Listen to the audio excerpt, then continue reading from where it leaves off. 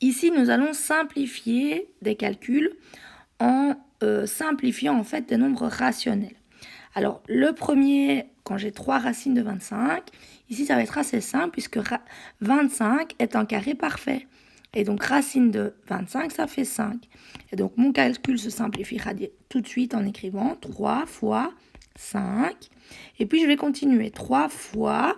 Alors, je vais regarder maintenant racine de 18. Alors, 18, c'est pas un carré parfait.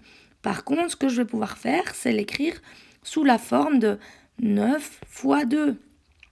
Pour pouvoir, du coup, au lieu d'écrire racine de 18, eh bien, je pourrais écrire racine de 9 fois racine de 2. Je sépare mes racines. Alors, je continue avec plus 2 racines de 32. Alors 32, pareil, c'est pas un nombre, un carré parfait. Par contre, je constate que 32, c'est 16 fois 2. Et donc là, je vais pouvoir séparer mon calcul en deux racines. Donc j'aurai racine de 16 fois racine de 2. Alors quel est l'avantage? Eh bien, c'est que maintenant, bon, je vais pouvoir calculer. 3 fois 5, je sais que ça fait 15. Moins 3 fois racine de 9, ça, je sais que ça vaut 3. C'est un carré parfait. Racine de 2, je ne sais pas le simplifier. Et puis je vais continuer. 2 racine de 16, racine de 16, ça fait 4 puisque c'est un carré parfait. Et racine de 2, ça je ne sais pas le simplifier. Et donc j'aurai 15 moins 9 racine de 2 plus 8 racine de 2. Et il me suffit de rassembler les racines de 2. Donc j'ai moins 9 racine de 2 plus 8 racine de 2. Ça veut dire qu'il me reste moins 1 racine de 2. Donc moins racine de 2. Un autre exemple, racine de 108 plus 2 racine de 48. Alors ici, je vais essayer de nouveau de réécrire le 108 sous la forme de carré parfait. Par contre, là, à première vue, voilà, j'ai pas forcément l'idée. Donc ce que je vais faire, c'est montrer une deuxième méthode qui va me permettre d'écrire 108 autrement. Alors 108, je vais diviser par 2. Tout dans un premier temps, je vais obtenir 54.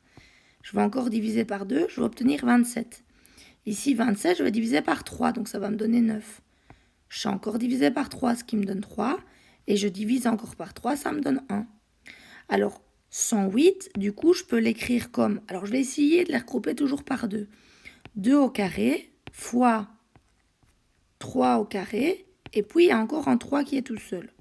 Et donc, au lieu d'avoir racine de 108, c'est comme si j'avais racine de 2 au carré fois racine de 3 au carré fois racine de 3.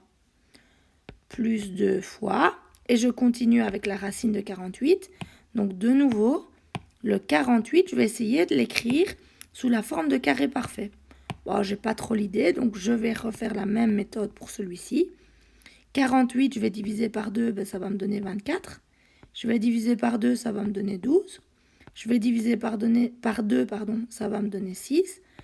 Encore par 2, ça va me donner 3. Et je divise par 3, ça va me donner 1. Donc on a dit on va regrouper par 2.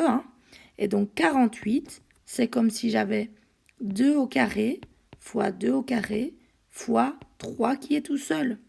Et donc quand je sépare mes racines, je vais avoir 2 au carré fois racine de 2 au carré fois racine de 3. Alors là, je vais aller un tout petit peu... Je vais simplifier puisque ma racine et mes carrés, en fait, à chaque fois vont se simplifier. Donc on constate qu'à chaque fois que j'ai su regrouper par 2, eh bien, je n'aurai plus de racines. Celui-là et celui-là, je vais regrouper par 2. Donc, la racine et le carré se sont simplifiés. Le racine de 3 se situe là, et celui-là, il se situe ici, en fait. Donc, il y a moyen d'aller un petit peu plus vite. Alors, je continue mon calcul. Donc, ça va me donner 2, je réécris proprement parce que c'est un petit peu brouillon. Donc, 2 fois 3 racine de 3 plus 2 fois 2 fois 2 fois racine de 3. Et donc, ce qui va me donner 6 racines de 3 plus 8 racines de 3. Et donc, au total, j'aurai 14 racines de 3.